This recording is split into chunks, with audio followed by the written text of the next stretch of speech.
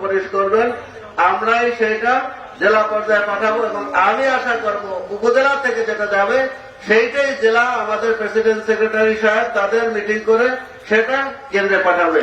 আর পৌরসভা নির্বাচন সামনে হতে পারে, সবাই বলছে পৌরসভা নির্বাচনে খসরু ভাইকে, আমি কিন্তু অনেক আগে থেকেই বলেছি, সবার আগে আমি বলেছি যে আমার সভাপতি, যেহেতু আমি সেক্রেটারি, আপনারা সবাই আমাকে উপজেলা চেয়ারম্যান বানিয়েছেন এবং প্রথমে আমার উপজেলার বিষয়ে কিন্তু সভাপতি সাহেব বলেছিল যে না আমি নির্বাচন করব না, এই নির্বাচনটা সামনে মিরাজ করবে, কারণ আমি উপজেলায় আসলে সব জায়গায় মানে কি বলে ওরে শারীরিক এবং সে যেটাই করে একটু শৌখিন, সেই হিসেবে হলো ছোট, মানে পৌরসভায় যদি কখনো হয় সেটা আমাদের দুজনের ভিতরে আলোচনা হয়েছিল, অনেকে যে যাই মনে করুক।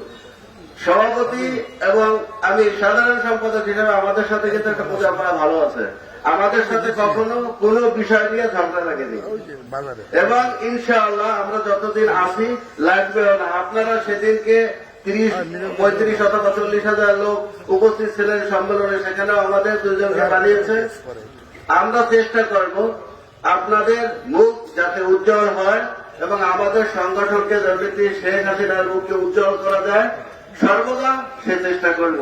আরেকটা বিষয় আমি লাস্ট বলি, অনেকে অনেক কথা বলে নেতারা আমাদের বিরুদ্ধে, আমি একটা কথা বলি, সৃষ্টিকর্তা একজন, আমাকে তৈরি করেছে সৃষ্টিকর্তা, পৃথিবীতে এমন কোন শক্তি নাই, আমি আল্লাহর কাছে মাথা নত করতে রাজি। দ্বিতীয় কোন ব্যক্তি তৈরি হয় পৃথিবীতে যে আমার মাথা নিচের দিকে নামাবে, আমি এটা বিশ্বাস করি না।